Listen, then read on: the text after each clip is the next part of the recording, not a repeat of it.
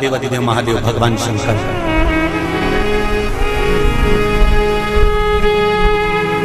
भोलेनाथ नंदी को लेकर निकले।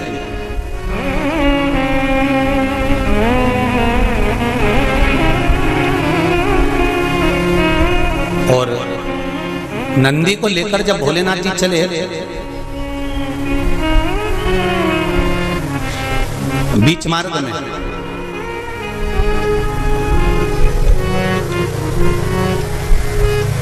जिस चंचुला देवी का पति बिंदुक के प्राण छूटे थे और जो चंचुला देवी माता पार्वती की सेवा में लगी हुई थी, वो चंचुला देवी का दर्शन भगवान शंकर को और शंकर भगवान का दर्शन चंचुला देवी को। अब देखिएगा जरा कथा पर विशेष ध्यान रखना। श्रावण महीने की शिव महापुराण की कथा कह रही है कि नारी का अखंड सौभाग्य कैसे रह सकता है।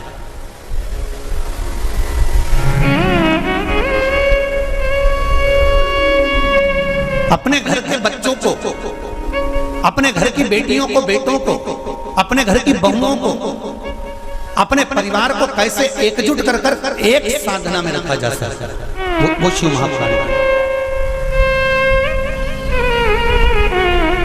महाराज। बीच में चंचुला देवी दिखी, नंदी पर बैठे बाबा भोलेनाथ चल चल चल और आराम से देवादिदेव महादेव जा रहे थे। नंदी अलमस्त होकर चल रहे थे, हाथ में बाबा के त्रिशूल त्रिपुंड, मस्तक पर भस्म रमाए हुए, जटाजूट बांधे हुए, मस्तक पर सुंदर चंद्रमा है और गंगा की धार बहते बहते देवादिदेव महादेव चंचुला के सामने आ गए। चंचुला वो जिसका पति बिंदु प्रेत योनि में पड़ा हुआ था और बेदब्य था, उस चंचुला ने धारण कर रखी थी, उसका पति जीवित नहीं था।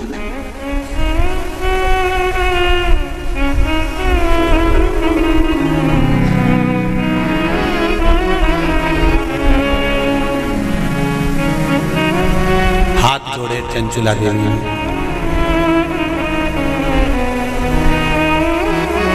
और निवेदन करा, महाराज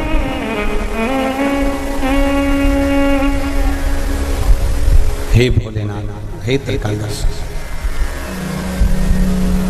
हे शिव, अरे वो काशी रेवण वाले की, वो उज्जैन रहने वाले की जय होना चाहिए, जय होना चाहिए। ओ काशी रहने वाले की, ओ उज्जैन रहने वाले की जय होना चाहिए, जय होना चाहिए। घर घर में भोले बाबा की, घर घर में शंभो बाबा की जय होना चाहिए, जय होना चाहिए। घर घर में भोले बाबा की, शंभो बाबा की जय होना चाहिए, जय होना चाहिए। घर घर में भोले बाबा की, घर घर में शंभो बाबा की जय होना चाहिए, जय होना चाहिए। घर घर में भोले बाबा की, घर में शंभो बाबा की जय होना चाहिए, जय होना चाहिए। बड़े आनंद में दोनों हाथों से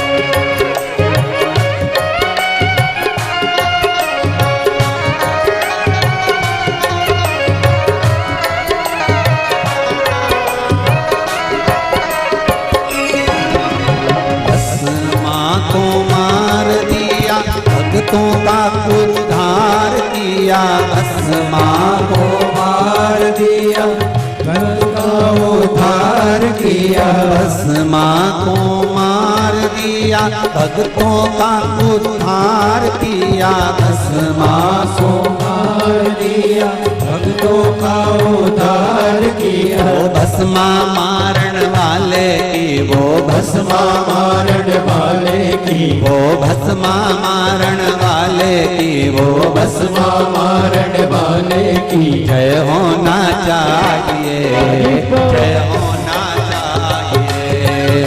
वो भस्मा मारण वाले की जय होना चाहिए, जय होना चाहिए। घर घर में चंचुला देवी की आंख में जल भरा हुआ था।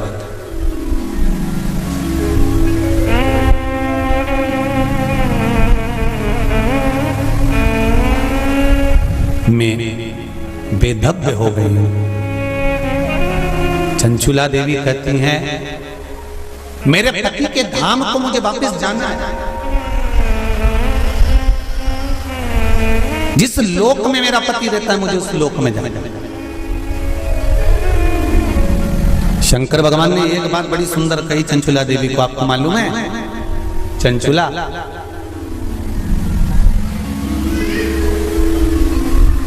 देवता भी बैकुंठ में बैठकर सुखी नहीं है। देवता कहते हैं कि मेरे भोले के पास कैलाश धाम पर मुझे जाना है और मेरे शंकर के पास मुझे रहना है। और तुम कहती हो कि प्राण त्यागने के बाद मुझे पति के धाम को जाना है। चंचुला जी कहती हैं, प्रभु मैंने भी कोई ऐसा पुण्य का कार्य तो नहीं करा कि मैं बैकुंठ जाऊं। तो इससे अच्छा है मेरा पति जो चोरी करता था, छल करता था, बेईमानी करता था, कपट करता था, प्रपंच करता था, और वो जिस जगह पर है, बोले वो नरक में है, कहाँ है, मैं तो उसके पास में जाना चाहता था। शंकर भगवान ने कहा कि चंचुला तुम मृत्यु लोक में आई हो और पृथ्वी पर आने पर तुम्हारा पति प्रेत योनि में पड़ चुका है, तो क्या तुम प्रेत योनि में जाना पसंद करोगे? ध्यान देना रे भाई, अगर कोई भूत बन गया, प्रेत बन गया, तो तुम भी भूत प्रेत बनना पसंद करोगे क्या? अरे बोलो तो जम के, नहीं ना। तुम क्या करना पसंद करोगे कि अगर कोई भूल से भी भूत बन गया है, प्रेत बन गया है, शिव महापुराण की कथा कहती है अगर बिंदु का प्रेत योनि में चला गया है तो तुम्हारा फर्ज है, अगर परिवार का कोई सदस्य अगर प्रेत योनि में पड़ा हुआ है तो उस प्रेत योनि से मुक्त कराकर परमात्मा के चरणों में जाकर रख देना, ये परिवार के सदस्य का कर्तव्य बनता है। इसलिए चंचुला देवी, तुम्हारा पति प्रेत योनि में है, तुम प्रेत योनि में जाने का विचार मत करो। चंचुला देवी, तुम तो एक काम करो कि वो पति प्रेत योनि से छूट जाए, उसके लिए क्या करा जाए वो विचार करा जाए। जैसे श्रीमद् भागवत कथा में आता है, आत्मदेव नामक का ब्राह्मण जिसके घर में संतान नहीं, पुत्र हुआ, धुंधकारी नाम रखा सखी के घर से लेकर। धुंधकारी के प्राण छूटे, प्रेत योनि में चले गया। गौकर्ण को मालूम पड़ा कि मेरा भाई प्रेत योनि में पहुंच गया है, तो गौकर्ण ने तर्पण आदि क्रिया करना प्रारंभ करी, भजन करना प्रारंभ करा, कीर्तन करना प्रारंभ करा, स्मरण करना प्रारंभ करा, मंत्र जाप करना प्रारंभ करा। और गौकर्ण ने उस मंत्र जाप के बल पर, उस भागवत कथा के बल पर, भगवान के बल पर, भगवत भजन के बल पर अपने भाई को प्रेत योनि से मुक्त करा दिया। एक बात आपको पहले भी कथा में कही है, आज फिर कह रहा है। शिव महापुराण की कथा सुनकर जो जहां से निकल कर जाता है, उस जगह पर जितनी जीवात्माएं कहीं एक्सीडेंट में, कहीं गर्भ में, कहीं कैसे ना कैसे शांत हो जाती हैं, वो जीवात्माओं पर हमारे शरीर की तरंग जब लगती है, जो कथा सुनकर जाता है, उसके शरीर की मात्र जो हवा लगती है, छूकर जाने वाली हवा, उसके द्वारा भी कोई प्रेत योनि में पड़ा हुआ होता है तो उसकी भी मुक्ति हो जाती है। ऐसी शिव महापुराण, उसका भी मोक्ष हो जाता है। इसलिए ऋण मुक्तेश्वर महादेव मंदिर उज्जैनी में लिखा हुआ है कि शिव महापुराण एक पीढ़ी को या 7 पीढ़ी को नहीं तारती। शिव महापुराण की कथा 71 पीढ़ी को तार देती है। वो शंकर की पावन कथा है। ये साधन नहीं। शिव महापुराण की कथा सुनकर जाते जाते जाते जाते जिस मार्ग में जितने जीव हैं उनका कल्याण।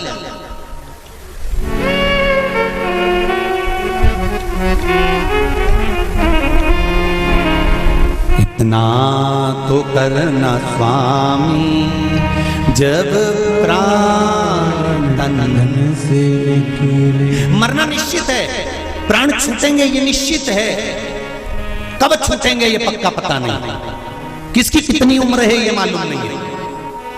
तो एक काम तो कर सकते हैं, भगवान से प्रार्थना तो कर सकते हैं कि बाबा ऐसी कृपा करना, ऐसी दया करना, मेरी ऐसी बुद्धि करना कि तेरा भजन करते हुए, तेरा दर्शन करते हुए, तेरा कीर्तन करते हुए, तेरा मंत्र जाप करते हुए मेरे प्राण छूट जाए। इतना तो करना स्वामी जब प्राण मन से निकले, गोविंद नाम लेकर जब प्राण तन से निकले। भगवान से इतनी प्रार्थना जरूर करना कि तेरे भजन करते करते, तेरा स्मरण करते करते, तेरा मंत्र जाप करते करते, तेरा कीर्तन करते करते, तेरी कथा श्रवण करते करते, दान पुण्य सत्कर्म करते करते, तीर्थ आदि करते करते, गंगा का स्नान, यमुना का स्नान, सरयू का स्नान करते करते, सारी पुरियों का स्नान करते, पूजन करते करते मेरे प्राण तीर्थ में समा जाए। इससे बढ़कर कोई सुख जीवन का नहीं हो सकता, इससे बढ़कर कोई आनंद नहीं हो सकता।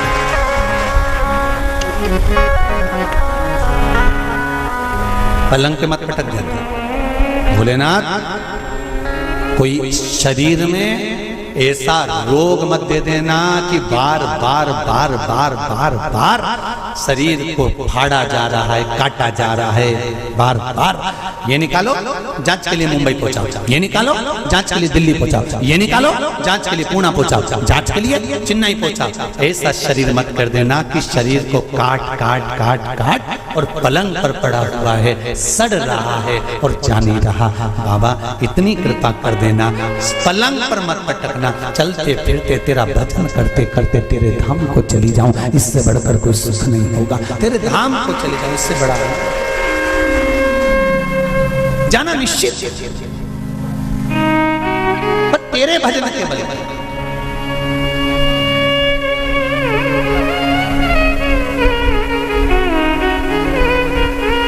महाराज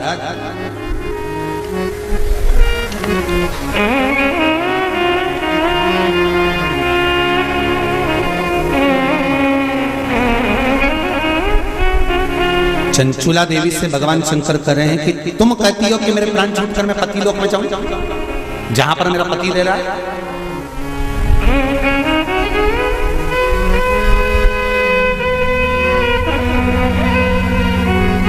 फिर ध्यान दो, इसको और सरल तरीके से समझ लो।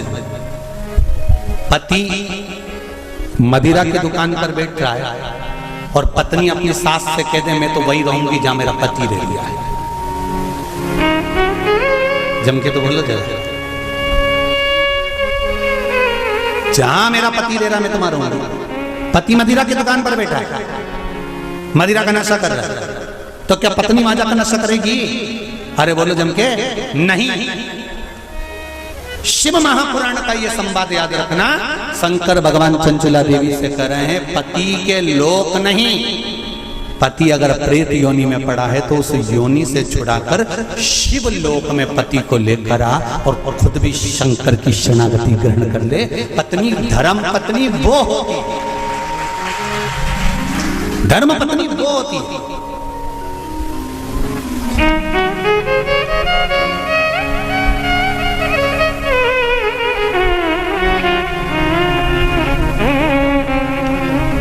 नहीं,